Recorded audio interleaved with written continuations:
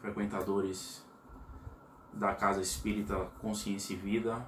Saudosos estamos todos, né, de nos vermos pessoalmente, mas por enquanto recorramos a esse recurso que a tecnologia nos oferece, que são os canais de comunicação da rede de internet, através do qual, pelo site do YouTube, recentemente abrimos esse canal de comunicação, o canal da Casa Espírita Consciência e Vida, o qual pedimos carecidamente que divulguem, que se inscrevam, para que nós possamos, através desse canal de contato aí, trocar essas informações.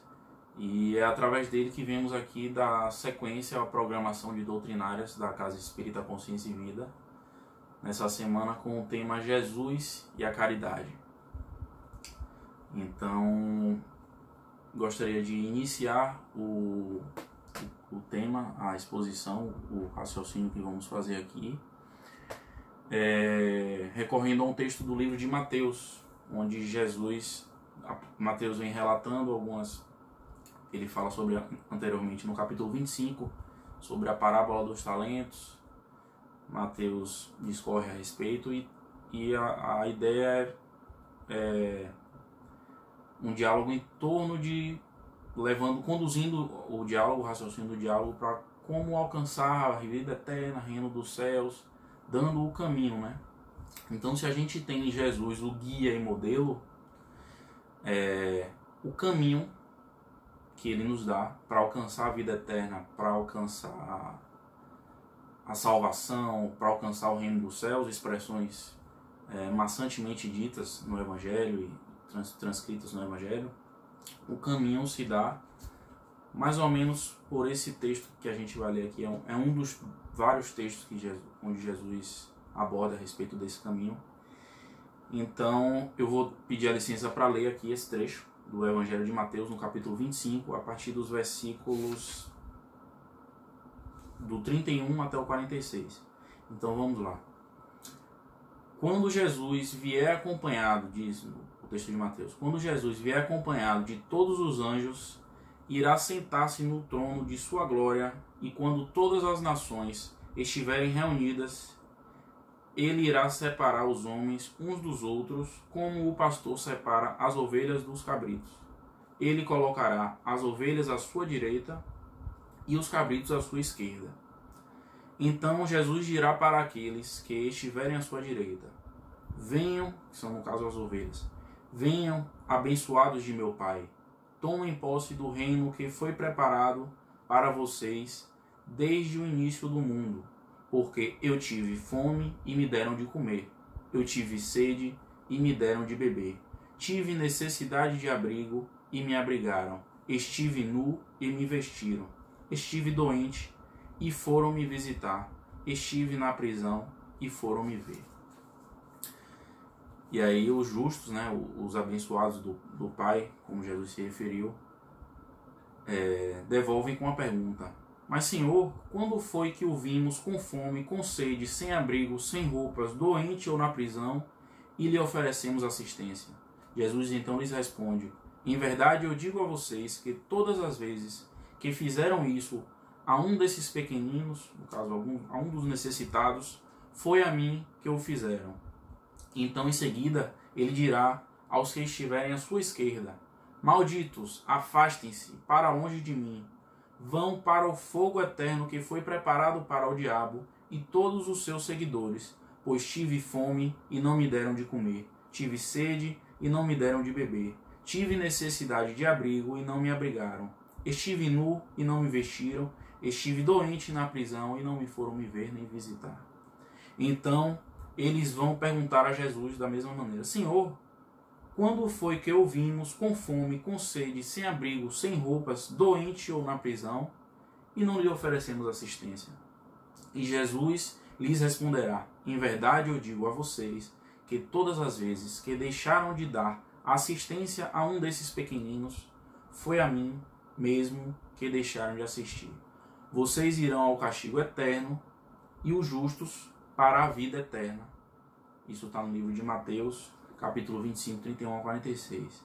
A gente, evidentemente, que conhecendo o que nos é possível, o que nos é dado conhecer da personalidade de Jesus das leis que regem o universo, das leis de amor, enfim, que a gente inclusive vai discorrer a respeito, não podemos imaginar que de fato Jesus ou Deus vai condenar alguém ao castigo eterno ou a arder no fogo do inferno preparado para o diabo, ou nem que diabo exista. Não, isso aqui a gente vai entender que o grande pedagogo Jesus, o grande mestre e grande médico que nós conhecemos, que é Jesus, está usando recursos de conhecimento que o povo tinha às suas mãos à época.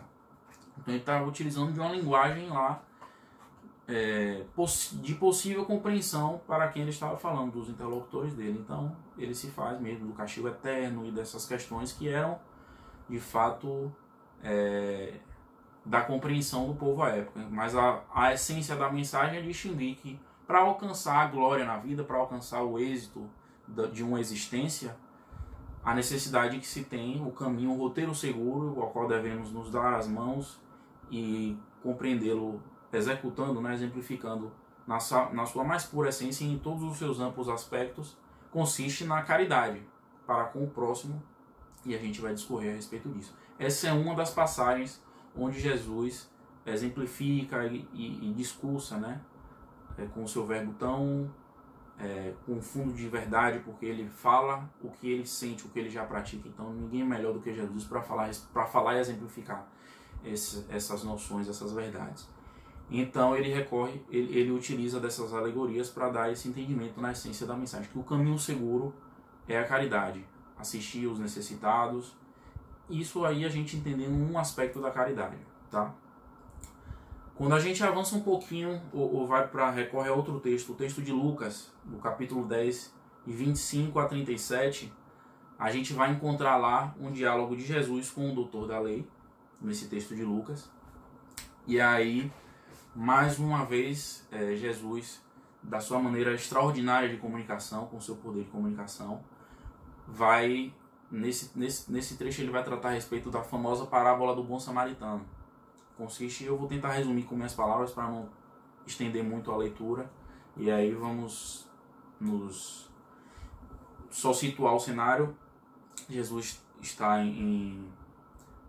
próximo de um doutor da lei, e eis que o doutor da lei se levanta e questiona Jesus, né, como sempre o fazem, para tentar Jesus, para extrair de Jesus uma palavra que possa comprometê-lo. E aí pergunta: mestre, o que devo fazer para receber a herança da vida eterna? E aí são expressões, mais uma vez, falando que é muito utilizado: vida eterna, salvação, reino dos céus.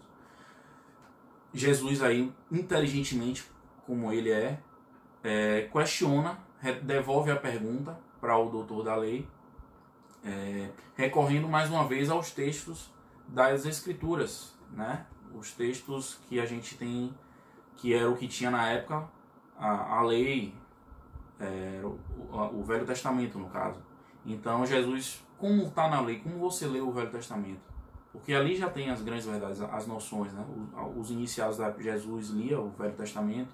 Gesiel, do livro Paulo Estevão, já era um espírito bastante iluminado, tendo estudado somente. Gesiel já era um espírito maravilhoso, iluminado, antes ainda de ser Estevão, sem ter acesso ao Novo Testamento, como a gente tem, ao Evangelho, só estudando o Velho Testamento, com ele, com a irmã e com a mãe. Então, ali a gente tinha no Velho Testamento um repositório de amor também, se a gente souber extrair as verdades que ali contém. Então Jesus questiona o doutor da lei: como lê a lei? Como você entende? Como você interpreta a lei? E aí ele então responde, para ter a herança da vida eterna: devo amar ao Senhor meu Deus de todo o meu coração e com toda a minha força e com todo o meu entendimento, e ao meu próximo como a mim mesmo. E aí Jesus diz perfeitamente, a resposta maravilhosa: faz isso e você com certeza irá herdar a vida eterna. E o doutor da lei ainda insiste, devolvendo a pergunta com o questionamento: mas quem seria o meu próximo? Ele perguntou a Jesus, né, querendo se justificar ali: quem seria o meu próximo? Aí essa resposta dependendo do que, como em várias outras situações que Jesus é colocado, a depender do que ele responda, pode ser ali obtida uma interpretação que vai prejudicá-lo, que vai sê-lo colocado como não seguidor da lei antiga, das escrituras, e traidor, e, enfim, como era comum na época. Qualquer um que se colocasse em contrário às leis, que não seguisse, era muito mal visto e muito mal compreendido pelos judeus à época, então, pelos hebreus. Então, Jesus aí usa o recurso muito utilizado, que é o da parábola, e aí ele vai adentrar na parábola do bom samaritano, onde ele descreve que vem um homem, ele aí não denomina a origem do homem, vem um homem descendo de Jerusalém para Jericó, e no caminho ele é assaltado e os ladrões o deixam despojado, ferido, desacordado, sem roupa, sem dinheiro, e aí fica entregue à sorte, à própria sorte.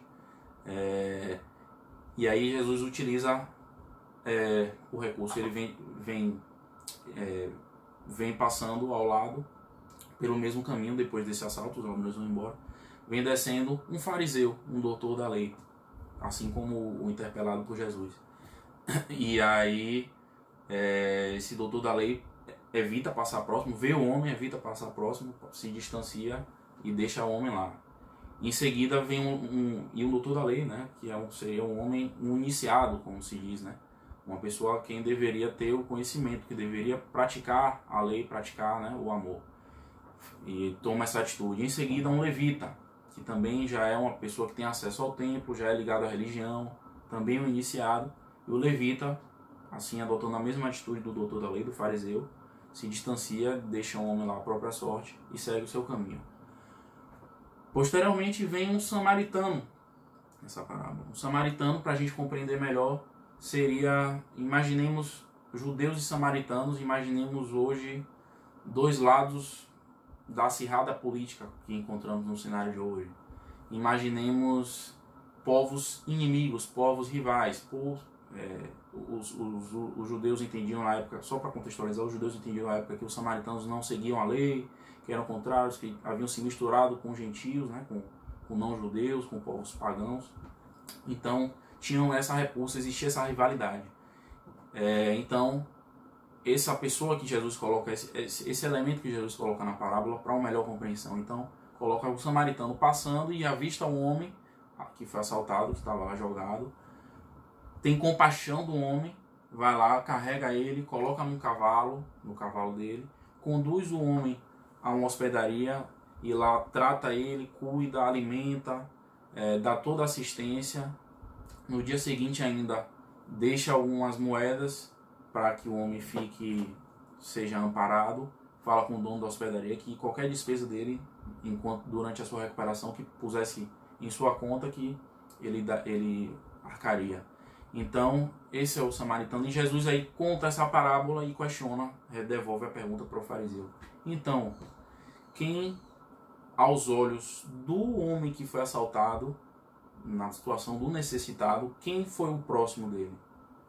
E o doutor da lei responde de pronto: com certeza o próximo dele foi aquele que teve misericórdia para com ele, ou seja, aquele que foi misericordioso com ele. E não é interessante observar que ele não responde o samaritano por conta do orgulho e para não destacar a figura do samaritano, né, que era um povo rival no entendimento dos fariseus e do povo judeu de uma maneira geral. Então ele destaca: foi aquele que teve misericórdia com o homem. Então Jesus, de maneira inteligente, lança as perguntas, lança as parábolas, lança as situações e faz o interlocutor, o interpelado, refletir a respeito. E com certeza o doutor da lei entendeu que o próximo é todo aquele que necessite, assim como todo aquele que nos preste o auxílio, né, quando nós somos os necessitados. Então, mais uma vez aí, Jesus mostrando que o caminho, de maneira muito clara, que ele fala, né, amar a Deus sobre todas as coisas e o próximo como a ti mesmo, e deixando claro quem é esse próximo, né, de maneira bastante inteligente, com uma pedagogia fantástica, que é peculiar de Jesus. Então, nessa parábola do bom samaritano, a gente tem nessa passagem do livro de Lucas, a gente tem essa mensagem muito clara, né, Passando um pouco mais adiante, eu queria trazer também como exemplo um pouco da saga de Tiago menor, Tiago filho de Alfeu, irmão de Levi, Mateus, que de acordo com o que a gente pode ler no livro Paulo e Estevão, um pouco depois, né, da crucificação de Jesus, um tempo depois da crucificação de Jesus, já está inserido juntamente com Pedro no contexto de assumindo ali a primeira casa cristã, a primeira comunidade cristã de assistência e de estudo ali verdadeiro, né, do início ali do cristianismo primitivo, que é a Casa do Caminho, que a gente vai encontrar lá no livro Paulo e Estevão. Então Tiago está dentro desse contexto aí. E na saga de Tiago a gente vai conseguir observar em dado ponto dela, mais uma exemplificação de Jesus com relação à caridade. O que é que ocorre? Tiago, a gente sabe, lendo o livro, que ele sempre foi muito apegado à cultura, né, dos fariseus, do templo, né, do judaísmo, da lei antiga, que a gente chama. Então, ele teve uma ligação muito forte. Inclusive, foi um dos motivos que Paulo, no momento que adentrou a Casa do Caminho a fim de prender Pedro e todo mundo que estivesse ali praticando a doutrina cristã, deixou Tiago solto, porque chegando lá encontrou ele orando e fazendo reverência a um monumento que fazia menção a Moisés. Então, por conta disso, Tiago foi liberto, foi dispensado da prisão. Então, enfim, Tiago é essa figura, Tiago menor.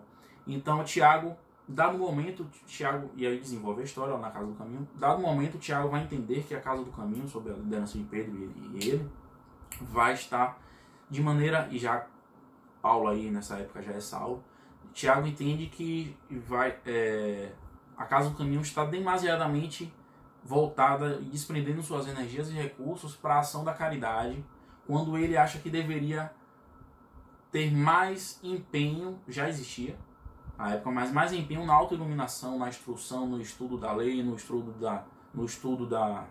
na leitura, né?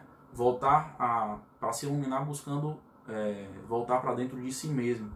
Então ele entende que está exagerado, ele entendia, a gente percebe que ele entendia a importância de praticar a caridade, mas não em excesso como estava, e tão aberto, e, enfim, Tiago tem esse entendimento.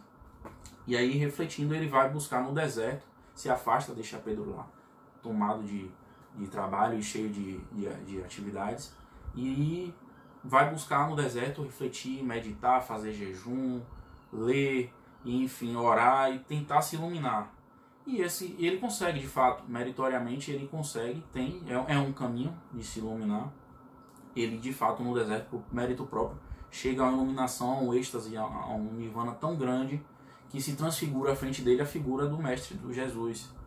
Ele empolgado, Senhor, e aí feliz, né, ditoso, vai ao encontro do Mestre Jesus e na expectativa de abraçá-lo, e Jesus caminhando em direção, retornando à Casa do Caminho, entende que ele passa direto, né, a transfiguração do perispírito de Jesus ali, ele passa direto e Senhor, não ficarás comigo, para onde vais? Jesus, dando as costas a ele, retorna e diz, irei, Tiago, ao encontro de quem necessita, pois é lá o meu lugar, assim como sempre fiz. Pedro, nesse momento, está lá na Casa do Caminho, cercado de demandas e demandando de auxílio. É para lá que eu vou. Tiago, com essa simples mensagem de Jesus, simples não, uma grandiosa mensagem de Jesus, compreende e desde então aí a gente consegue, nesse trecho, ter a ideia do que é, né? A caridade. Então, a iluminação consiste também em buscar voltar para a gente se iluminar, estudar e refletir, meditar, mas fica incompleta se a gente não coloca o recurso da caridade associado, e com um peso muito grande também, né, nessa iluminação, o recurso da caridade. Então é mais um exemplo de Jesus, de uma passagem de Jesus exemplificando a caridade.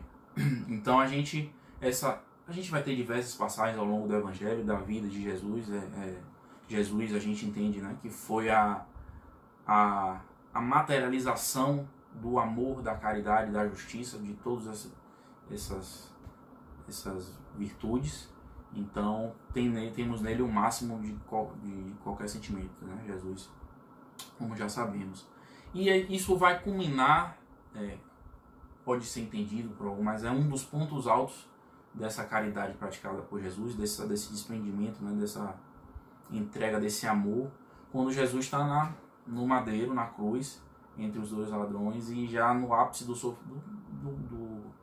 sofrimento físico ao que ele é exposto ali, Jesus ergue a cabeça ao Pai, ergue ao Pai e roga que o Pai perdoe os seus algozes, perdoe aquele povo que fez ele passar por aquilo, desde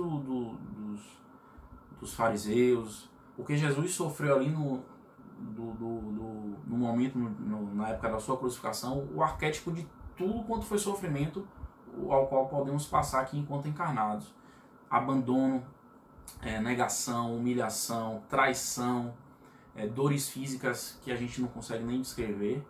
Então Jesus passou por tudo isso e ainda assim chega lá no ápice do sofrimento, na cruz, e ainda pede ao Pai que perdoe, que mitigue, que abrande, né, o sofrimento que ele sabia que essa ação toda que o povo teve para com ele ia refletir para eles mesmos. Então Jesus ainda dá esse exemplo, né, da caridade. E a gente fica pegando esses exemplos, né, de desprendimento de Jesus, nesse ponto principalmente, é muito forte, né? Jesus ali na cruz, rogando a Deus o perdão aos seus inimigos. A gente pode ser levado a questionar o que é que Jesus tem, o que é que Jesus sabe, o que é que tem dentro dele de conhecimento que lhe permite, além do evidente que da evolução ao que ele chegou, né, da pureza, do amor que consiste nele, mas além disso, pensando de maneira racional, por que é que eu vou perdoar alguém que me faça mal? Por que é que eu vou ser caridoso? Por que é que eu vou... E aí pensando, colocando um pouco aqui de lado a questão do amor, que em Jesus é supremo, não supremo, mas em um grau que a gente não alcança ainda. Por que é que eu posso me permitir perdoar alguém que me faça mal, tanto quanto fizeram a Jesus à época? Ou por que é que eu vou perdoar um político, por exemplo, que passe uma vida com luxo, com todos os recursos financeiros que ele tem disponível, em detrimento do sofrimento, do caos na saúde, do caos na educação, a que são submetidos milhares de pessoas por conta da avareza de um político, por exemplo. Por que é que eu devo perdoar esse homem? Por que é que eu devo perdoar alguém que comete um crime que a gente acha e julga primitivo, um crime que a gente julga imperdoável hoje, né? Por que eu devo perdoar? Por que eu devo olhar com misericórdia? O que é que Jesus tinha de conhecimento? O que é que ele trazia dentro, na época, ou ele já traz dentro de si, que permitia ele pensar dessa maneira, de maneira racional aqui, sem colocar ao lado a questão do amor enorme que existe em Jesus. A gente tem 18 séculos depois de Jesus, qualquer dúvida com relação a essa possibilidade de perdoar, com relação a essa possibilidade de agir como Jesus agiu. Pode ser que a gente não consiga aplicar ainda na prática, mas o conhecimento do porquê nós podemos agir assim a gente sabe. E era isso que Jesus tinha, além de todo o amor, de toda a evolução, toda a pureza dele. Era esse conhecimento que ele tinha, que ele tentava expressar 18 séculos antes, através das parábolas, através dessas figuras de linguagem, reino dos céus, e todos os recursos da língua pobre ainda, a nossa ainda na época, era mais ainda, que Jesus tinha na época para se comunicar. Era isso que ele tentava falar. O que ele tentava falar na época era tudo que foi dito de maneira muito mais clara 18 séculos depois no Espiritismo. A gente tem hoje o recurso do Espiritismo, só para fazer um paralelo. Esse político, essa pessoa que comete esse crime grave que a gente enxerga aos nossos olhos hoje, a gente quer justiça, a gente quer, né, que a pessoa sofra, deseja mesmo o mal desse ser humano. Mas o Espiritismo nos traz algumas coisas que uma porcentagem muito grande da população hoje tem dificuldade de entender. A gente tem, avançando os tempos, quanto mais avançam os tempos, a gente hoje, com o nosso avanço, tem acesso a esse conhecimento. A aplicação da lei divina, que é muito mais eficiente do que a lei humana. Então, é evidente que, pela lei de causa e efeito que a gente conhece, alguém que comete um mal a nós ou aos nossos irmãos, vai ter o sofrimento dele, vai resgatar esse mal, mas não queiramos ser nós os agentes desse sofrimento.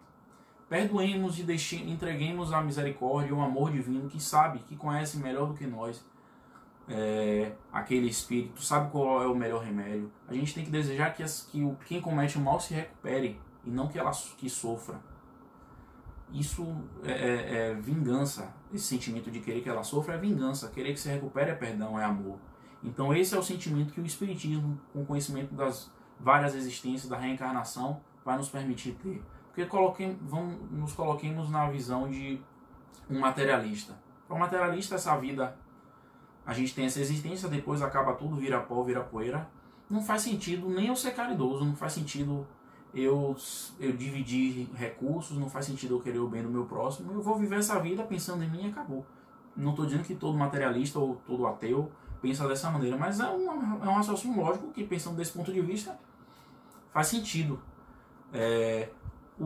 A maioria, o entendimento comum dos pensamentos religiosos da sociedade comum de uma maneira geral, vamos supor que entenda que com uma existência apenas a gente vai ser julgado para ir para o céu ou para o inferno. Ok, mas a gente vai ficar buscando, não deixa de buscar nessa existência todas as respostas ali. Essa visão não responde às injustiças que a gente vê, ou teóricas injustiças, né? As desigualdades que a gente enxerga. Uns tão ricos, outros tão pobres, uns tão inteligentes, outros com idiotia, com alguma deficiência mental, resgatando alguma coisa que a gente hoje já entende, né? Mas não responde a essa visão de passo uma existência para ser julgado, não responde, deixa dúvidas. Aí a gente tem esse recurso hoje das reencarnações, do conhecimento da reencarnação, da justiça divina. A gente no Espiritismo consegue entender, se a gente estudar, que qualquer imperfeição que qualquer irmão nosso tenha, ela é temporária, ela tem uma validade.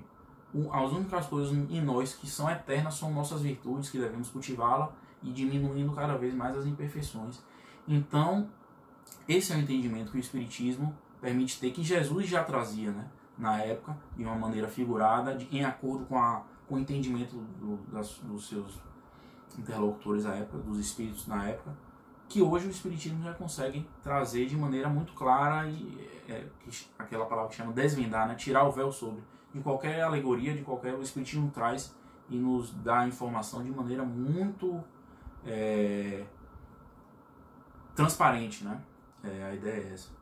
Então, esse é esse é o recurso que a gente tem condição de fazer, de se utilizar hoje para compreender melhor essas verdades que Jesus trazia e tentar pôr em prática de maneira racional. Se ainda não temos um amor dentro de nós como Jesus tinha, vamos tentar praticar isso de maneira racional. Ora, não faz sentido eu querer que alguém sofra, eu ser o agente do sofrimento de alguém, sendo que existe uma lei maior que nos rege, a lei divina, que vai estar executando tudo isso. Então, é a ideia do Espiritismo de reviver o cristianismo primitivo, porque isso, os primeiros cristãos, né, os cristãos primitivos, já tinham essa visão, já tinham esse conhecimento, que foi se perdendo ao longo do tempo, através das distorções das religiões, dos entendimentos distorcidos, né, em busca de poder, e aí seria outro dia para a gente conversar, mas e eu precisaria estudar um pouco mais também para falar, de maneira sincera falando a vocês aqui.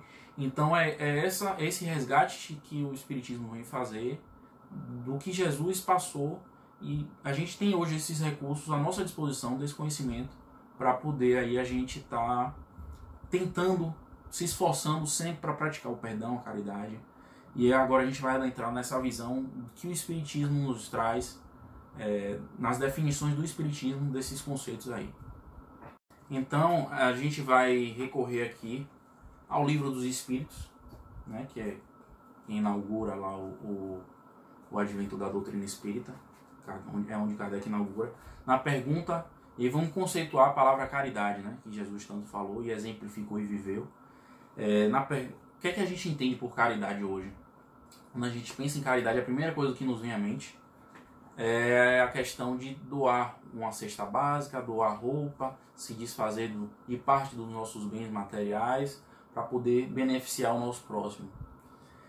É um pensamento bastante pobre, é um pensamento muito precário a respeito dessa palavra tão abrangente e de tantos aspectos que envolve a caridade.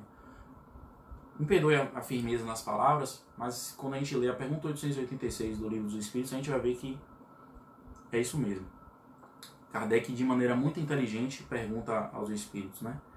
Qual é o verdadeiro sentido da palavra caridade, como a entendia Jesus? Ele está perguntando, ninguém menos não. Jesus entendia essa palavra caridade como? Qual é o entendimento que Jesus tem a respeito da palavra caridade? Então vamos logo no topo, né? Não vai ficar perguntando a mais ninguém. Não. Jesus, o que é que Jesus fala a respeito disso? E aí os Espíritos respondem de maneira muito inteligente.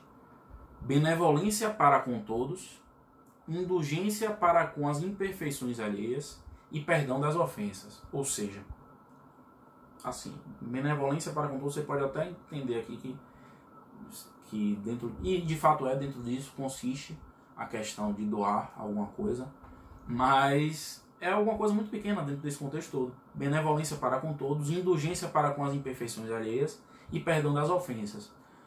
Perfeitamente. O entendimento de caridade, que é o caminho seguro para a salvação, para a vida eterna, para um mundo espiritual, hoje a gente pode dizer assim, para uma vida espiritual mais tranquila, mais feliz, mais ditosa, ou a vida eterna, o caminho para essa evolução é a caridade. E se esse caminho consistisse, se a caridade consistisse apenas em doar bens materiais, e quem não tem nada para dar? Vai dar o quê? Não pode praticar a caridade, logo não vai ter salvação. Como é que a gente pode imaginar isso? Então está longe de ser somente doação de bens materiais. Benevolência para com todos, indistintamente. Benevolência somente consigo mesmo, ser benevolente só comigo, não é benevolência, é narcisismo, já conceituado por Freud, né? Baseado na mitologia grega, né? Narciso, que idolatrava a sua própria imagem. Benevolência para com uma pessoa somente não é benevolência, é paixão. Paixão no seu sentido primitivo, né? No seu sentido instintivo. Benevolência para com todos, mesmo com aqueles em quem enxergamos imperfeição. E aí benevolência sendo indulgência. Benevolência mesmo com quem tem imperfeição. Benevolência mesmo com quem nos ofende. E aí benevolência se caracterizando com perdão. Então a gente tem esses três aspectos aí, a essência simplificada aqui da palavra caridade. E aí a gente vai ter essa questão da benevolência, de ser doce, de ser brando, de querer o bem, mesmo com quem nos ofende, mesmo com quem é repleto de imperfeição. A gente vai ter isso bastante exemplificado nas obras mediúnicas, né, que retratam a vida espiritual. A exemplo de Nosso Lar, a recepção de André Luiz e dos doentes lá na colônia Nosso Lar, por parte dos espíritos já trabalhadores ali, mais esclarecidos, é sempre com benevolência, é sempre respeitando as imperfeições, nunca humilhando, sempre de maneira didática, sempre de maneira amorosa e doce.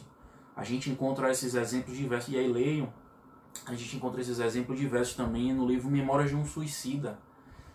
Ali você tem no hospital Legião dos Servos de Maria, que é uma colônia hospital só para tratar de suicidas. E você tem espíritos que passaram pelos mais atrozes sofrimentos, cometendo as maiores atrocidades e são recepcionados lá sempre com muita compaixão, com muita doçura. Então ali você tem exemplo de como espíritos já mais avançados que nós, mais evoluídos, mais instruídos, agindo, dando esse exemplo de benevolência ali com prática da caridade, se doando. Então, para ilustrar essa questão do contraponto entre caridade material, que aí entra no conceito de filantropia, e caridade de se doar, né, de entrega de si mesmo, a gente vai recorrer ao texto de Joana de Ângeles no livro Estudos Espíritas, psicografado por Divaldo Franco. Em um dos capítulos, ela vai colocar, eu não vou ler aqui, mas só alguns trechos, não vou ler ele completo. Ela vai colocar exemplos de filantropia na figura de personalidades como Henry Ford, John Rockefeller. Henry Ford a gente conhece, John Rockefeller é um empresário famoso do ramo do petróleo. Bill Gates pode se encaixar nessas personalidades também. e inúmeros outros que foram filântropos, que foram importantes, transformaram regiões. Ao longo de muito tempo depois, como Ford aí, você vê pessoas, famílias inteiras, tirando do empreendedorismo desses irmãos o seu sustento, praticaram as caridades, enfim. Mas essa doação de Bill Gates se empenha em doação de riquezas, destina parte dos seus recursos, parte dos seus recursos para tirar pessoas da miséria. Mas a caridade puramente material, digamos assim, é que sendo, e destaco novamente, é muito importante, mas é um momento ali de você, é um ato momentâneo, é um ato, né, por mais que a vida toda ele faça isso, mas são momentos de desprendimento financeiro ali, mas que não requerem dele um sacrifício tão grande, ao contraponto que a Joana coloca de figuras com personalidades como Irmã Dulce, Madre Teresa de Calcutá, Vicente de Paulo, que nada tendo, nada possuindo de material, muitas vezes, se doavam, se entregavam. E essa caridade é um aspecto da caridade muito nobre, né? Porque essa exige convívio. Doar um dinheiro, disponibilizar recursos, se desfazer dos seus bens materiais é muito importante também. Quem pode fazer isso, faça. Não deixemos de praticar, fique claro. Mas a doação de si, quando se nada tem, demanda um desprendimento, uma elevação muito grande. Então ela coloca esse contraponto. E aí, assim como vai refletir, né, o que construiu o Henry Ford, por exemplo, vai construir, vai auxiliar famílias, vai beneficiar famílias ao longo de muito tempo. Assim como isso, os bens materiais, né, os empreendimentos materiais dele, assim como Irmã Dulce, por exemplo, a gente vê pessoas se inspirando, a gente vê as obras dela hoje funcionando ainda a todo vapor nos tempos de hoje, nesse momento que vivemos principalmente. Então a gente vai ter também esse aspecto da caridade no benefício, esse destaque, né, nesse texto de Joana de Ângeles. Quem puder leia também, vale muito a pena. Esse contraponto é bem inteligente de Joana e nos esclarece bastante. Então é a legítima caridade, né? Dando continuidade, a ideia também, a gente vai recorrer a um texto e aí eu fazendo aqui mais uma abordagem a respeito da caridade, a um texto de Contos e Apólogos, escrito por Chico Xavier, pelo espírito de Humberto de Campos. Nesse livro a gente vai ter lá uma história real e que a gente pode passar a refletir a respeito de que, por mais que a gente esteja estudando, por mais que a gente esteja vivenciando a doutrina espírita, aulas, palestras, cursos a respeito do Evangelho, será que estamos de fato internalizando? Será que estamos... É bom a gente sempre, à medida que a gente vai estudando, que a gente reflita em torno de como nós estamos vivenciando isso.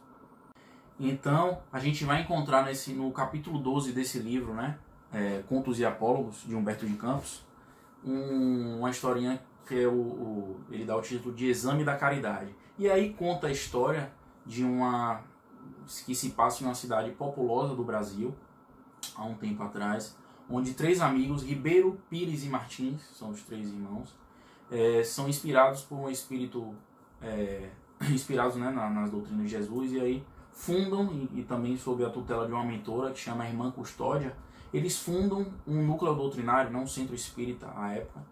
E ali nesse centro espírita, ao longo do tempo, eles vão evoluindo, vão avançando, prestando um trabalho muito valioso para a comunidade, iluminando algumas consciências, fazendo o que se faz mesmo, o que se deve fazer de trabalho de caridade no centro espírita. Esses 3 irmãos aí, ao longo sob a tutela, né, dessa Irmã Custódia, vem desenvolvendo tarefas verbais, de caridade, de ensino, enfim. E estão felizes com o sucesso, tanto eles quanto a mentora da casa. Após 10 anos, decidem, em comemoração, jubilosos cristãos, fazer um seminário, uma espécie de um evento, onde eles vão ali comemorar, celebrar esse avanço da casa e a consolidação do trabalho da casa. E aí, dentro desse evento, chegando na noite, né, do evento, cada um deles vai proferir uma palestra falando cada um deles a respeito de um aspecto da caridade, né? Caridade é humildade, caridade no perdão, enfim. E eles ali vão, e na noite, o Humberto de Campos conta que eles vão ali iluminados pela palavra do Evangelho, e vão falar de coração mesmo, vão falar e de chegar a emocionar o público o ouvinte.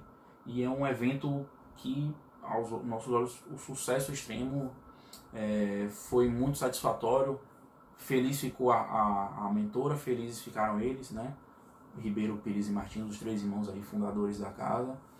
Tão jubilosos ficaram que decidem, finalizando a noite do evento, eles saem, mas decidem não tomar o transporte para irem andando a cada um à sua casa juntos, que moravam perto, e conversando a respeito da noite que tiveram, né, ainda entusiasmados que estavam. E distando no máximo 1 quilômetro da casa, saindo na direção da casa espírita, saindo na direção da casa deles, eles são abordados por uma senhora, por uma moça, e aí eles não conseguem ver direito, e a moça aborda eles: meus irmãos, e aí rogando pela caridade. Ela conta mais ou menos que havia chegado recentemente à cidade, necessitou sair da casa dela, foi posta para fora, algo assim, da casa dela, por motivos que não abordam no texto. E aí tá na cidade, à noite escura, não tem recurso financeiro, precisa de um abrigo para dormir, e roga a eles encarecidamente que destinem um abrigo para ela, onde ela possa passar a noite, para no dia seguinte, na manhã seguinte, pudesse procurar os parentes e amigos que ali na cidade se encontram. Eles aí se assustam, se entreolham, e o primeiro diz: ô minha irmã, infelizmente eu tenho família, minha família não ia me enxergar com bons olhos eu estar recebendo uma mulher na minha casa, não cabe, não tenho condição. O segundo acha da mesma forma: eu tenho família, os vizinhos iam falar, enfim, não convém. Esse pedido não é nem convém, né, na sociedade hoje. O terceiro da mesma maneira age, e a irmã silencia, abaixa a cabeça, quando um deles desperta e diz: minha irmã, a gente não pode te abrigar, mas o que eu posso fazer por ti é doar aqui 5 cruzeiros no dinheiro da época, e se cada um dos meus irmãos também se dispuser a doar 5 cruzeiros, você pode se dirigir à hospedaria ali logo à frente e terá recurso inclusive disponível para se alimentar e passar a noite, enfim. E aí eles doam, né, se despendem do bem material e doam a essa irmã, e ela, muito agradecida, aceita, recolhe o dinheiro e se dirige e se afasta deles, né? E eles aí vão para casa ainda refletindo. No entanto, cada um deles chega à sua residência, mas não conseguem dormir, com a consciência pesada de culpa, com a consciência refletindo em torno daquela irmã que chegou ali necessitada, e não conseguem dormir, não descansaram a noite. Tanto que no dia seguinte retornam, vão diretamente, eles vão à hospedaria que eles destinaram, que eles orientaram a irmã que procurasse. E aí, perguntando lá, ninguém sabe de nada, ninguém viu nenhuma pessoa, ninguém viu nenhuma mulher com a descrição que eles deram. E aí passam uma semana, digamos que inculcados, né, ensimesmados com essa história. Na semana seguinte, na reunião mediúnica, eis que a irmã Custódia chega com um humor que lhe é peculiar e: meus irmãos, é verdade. A mulher que apareceu para vocês após o seminário, o evento que fizemos aqui, fui eu. A misericórdia divina me permitiu me transfigurar e aparecer para vocês em espírito, de modo que eu pudesse examinar como estava em vocês a vivência da caridade. E, apesar de não completamente satisfeita, eu compreendo o momento de vocês e, de certa forma, fico feliz, porque pelo menos com 10 anos vocês conseguiram abrir o bolso. Eu espero que pelo menos com 100 anos aí vocês consigam abrir as portas do coração, do seu lar, e consigam praticar a verdadeira caridade de abrigar. Então a gente tem nessa história aí um rico exemplo, né, da questão da caridade. Esses irmãos aí devem ter com certeza aprendido essa lição, e se não terão outras oportunidades, mas nessa história que a irmã Custódia, nessa lição que a irmã Custódia dá a esses irmãos, é um rico repositório de conhecimento a respeito da caridade. E aí, já caminhando para o final, eu vou recorrer à definição de caridade, maravilhosa definição de caridade que eu vou pedir licença para ler, da carta de Paulo aos Coríntios, da primeira carta de Paulo aos Coríntios, onde Paulo vai definir a caridade de uma maneira maravilhosa. Paulo diz assim: mesmo quando eu falasse todas as línguas dos homens e a língua dos próprios anjos, se eu não tiver a caridade, serei como o bronze que soa ou um símbolo que retine. Ainda quando tivesse o dom da profecia, que penetrasse todos os mistérios e tivesse perfeita ciência de todas as coisas, ainda quando tivesse toda a fé possível até o ponto de transportar montanhas, se eu não tiver a caridade, nada sou. E quando houvesse distribuído os meus bens para alimentar os pobres, e houvesse entregado o meu corpo para ser queimado, se eu não tivesse a caridade, tudo isso de nada me serviria. Então Paulo define de maneira brilhante que a caridade é um recurso, é uma virtude fundamental, junto com a humildade, né? Que são virtudes contrárias ao orgulho e ao egoísmo, que são nossos grandes males, as nossas grandes vicissitudes. Essas duas virtudes, caridade aliada à humildade, a gente vai ter nessa carta de Paulo, nessa passagem da carta de Paulo aí, para mim é um dos mais lindos definições do que foi vivenciado por Jesus, que é essa caridade. Então, você pode ter todo o recurso financeiro, ser inteligente, mas no exemplo de Tiago a gente viu, né? Se iluminar, enfim, mas a caridade é peça fundamental para a gente obter isso na existência. E aí, se eu posso fazer uma figura de linguagem aqui para não deixar dúvidas do quão é importante praticar a caridade, de que vale a pena praticar a caridade em todos os seus aspectos, perdão, faça simpatizantes, pratique a caridade. E aí tem uma passagem de Francisco de Assis que diz assim, eu não vou me recordar bem, divulgue o evangelho, e aí dentro do aspecto da caridade, divulgue o evangelho, e quando precisar, faça o uso de palavras. Ou seja, o evangelho deve ser divulgado no exemplo, e o exemplo da caridade, do evangelho, a prática do evangelho é praticar a caridade, perdoar, e ser doce, e ser brando com tantos quantos nos ofendam, tantos quantos onde a gente enxerga imperfeição, e com todos. E aí, extraindo de uma parábola, de uma palestra de Haroldo Dutra Dias, a gente tem uma mensagem, uma analogiazinha que a gente entende que vale a pena demais praticar caridade. Imaginemos a gente abrindo uma laranja. Se a gente abre uma laranja, a gente vê lá essa laranja em duas partes. É possível ali, extraindo, contar quantos caroços a gente vai encontrar dentro dessa laranja, quantas sementes a gente consegue encontrar dentro dessa laranja. Mas a gente jamais vai ser capaz de imaginar, e a gente não deve supor que seja capaz imaginar que a gente consegue contar quantos frutos uma semente dessa plantada e cultivada pode nos gerar, quantas laranjas ela pode nos gerar. E aí entenda, na figura dessa semente, a caridade. A gente não é a prática da caridade, a gente não é capaz de imaginar quantos frutos podemos colher, podemos ver dar um ato de caridade que pratiquemos em qualquer aspecto que seja dos que a gente abordou aqui. Então, pratiquemos a caridade, e com isso a gente encerra a nossa abordagem, nossa exposição de hoje. Espero que pudemos ter ajudado, contribuído nas reflexões, e aí estudem as obras. A gente roga que estude, leiam as obras que a gente indicou, e perdoem aí qualquer equívoco, qualquer falta de habilidade nossa, mas aí tenham ciência que demos o nosso melhor, e desejamos a todos aí que fiquem com Deus e pratiquemos a caridade. Obrigado.